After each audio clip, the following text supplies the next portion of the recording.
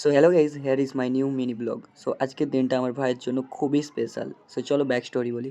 আজ থেকে 3 মাস আগে প্রায় আমার ভাই গাড়ি কিনেছিল R15 V4, বাট ওটা খুব বাজেভাবে অ্যাক্সিডেন্ট হয় 15 দিনের মাথায়। ওটাই রিপেয়ারিংয়ের জন্য এতে দেওয়া ছিল শোরুমে। সো ওর গাড়ি প্রায় রেডি, প্রায় নয় ফুল রেডি, তাই জন্য আজ নিয়ে আসতে যাব। তাই ওর দিনটা খুবই স্পেশাল। চলো এটিএমের দিকে চলে এলাম। সো আমাদের বাড়ির কাছে বকুলতলাতে এটিএমে আসছিলাম, ভাই ইধার ক্যাশ হি নেই হ্যাঁ, তো সিধা চৈতন্যপুর চলে যাই। সো এখানে গিয়ে ফার্স্ট এটিএমে টাকাটা তুললাম। তো নেক্সট টাইম ট্রাই করছিলাম, হচ্ছিল না, ঠিক আছে, কারণ 10-এর বেশি তো উঠে না। সো আবার অন্য একটা সাইটে আর একটা এটিএম আছে, সো ওখানে গিয়ে টাকাটা তুললাম।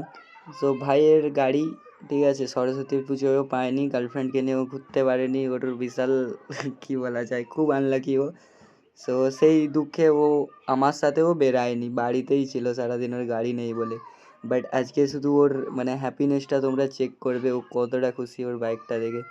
সো আমি টাকাগুলো গুনছিলাম, ভাই অনেক টাকাই পড়েছে, জাস্ট মানে মিটারটা রিপেয়ার হয়নি। সো তোমাদেরকে চলো বাইকটা দেখাচ্ছি।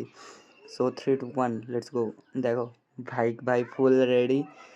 সো ও বিশাল খুশি ছিল, ও শুধু বলছিল আমি এটা মডিফাই করব, আমি ওটা মডিফাই করব। ভাই আমি বলছি ঠিক আছে, তোর একটা ক্লিপ নিয়ে নিই। সো দেখতে পাচ্ছ ভাই তার খুশি দেখো, নাচতেছে এমনি এমনি। সো দেখছো এটাই ওর বাইক, ঠিক আছে। সো পুরো নিউ হয়ে গেছে, বাট শুধু মিটারটা হয়নি, মিটারটা ইন্স্যুরেন্স ক্লেম হয়নি, কারণ ওর নিজের লাইসেন্স ছিল না, লোকাল লাইসেন্সে ইন্স্যুরেন্স হয়েছে।